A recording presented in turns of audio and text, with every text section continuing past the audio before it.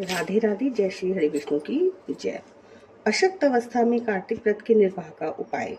सूत जी कहते हैं, महर्षियों भगवान वासुदेव अपनी प्रियतमा सत्यभामा को यह कथा सुनाकर सायंकाल का संध्या उपासन करने के लिए अपनी माता देवकी के भवन में चले गए। इस पापनाशक कार्तिक मास का ऐसा ही प्रभाव बतलाया गया है। भगवान विष्णु को सदा ही प्रिय है तथा भोग और मोक्ष रूपी फल प्रदान करने वाला है।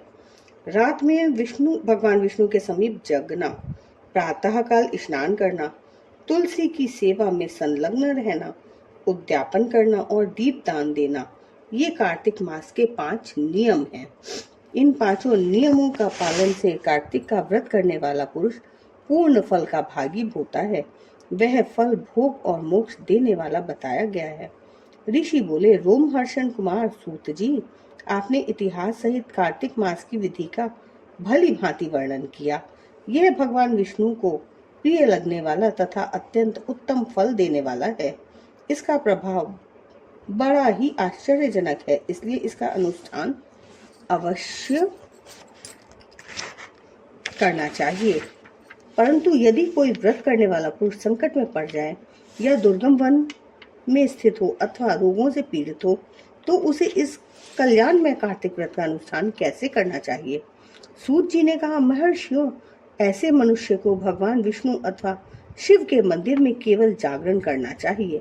विष्णु और शिव के मंदिर न मिले तो किसी भी मंदिर में वह जागरण कर सकता है।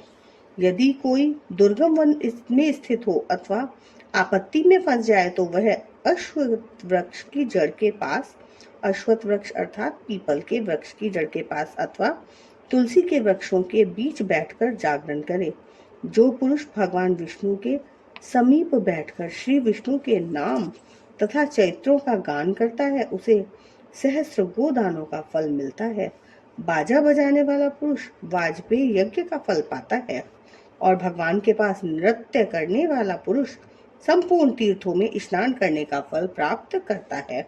जो उक्त नियमों का पालन करने वाले मनुष्यों को धन देता है, उसे यह सब पुण्य प्राप्त होता है। उक्त नियमों का पालन करने वाले पुरुषों के दर्शन और नाम सुनने से भी उनके पुण्य का 6वां अंश प्राप्त होता है। जो आपत्ति में फंस जाने के कारण नहाने के लिए जल न पा सके अथवा जो रोगी होने के कारण स्नान न कर सके, वह भगवान विष्णु का नाम लेकर मार्जन कर ले। जो कार्तिक व्रत के पालन में प्रवृत्त होकर भी उसका उद्यापन करने में समर्थ न हो, उसे चाहिए कि वह अपने व्रत की पूर्ति के लिए यथाशक्ति ब्राह्मणों को भोजन कराए।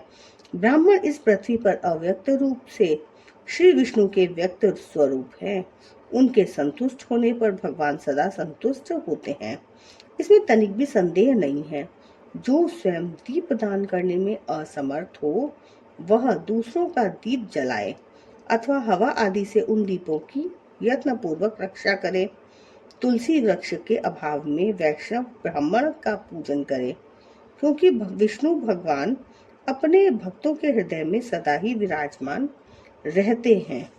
अथवा सब साधनों के अभाव में व्रत करने वाला पुरुष व्रत पूर्ति के लिए ब्राह्मणों, गौओं तथा पीपल और वट के वृक्षों की सेवा करे।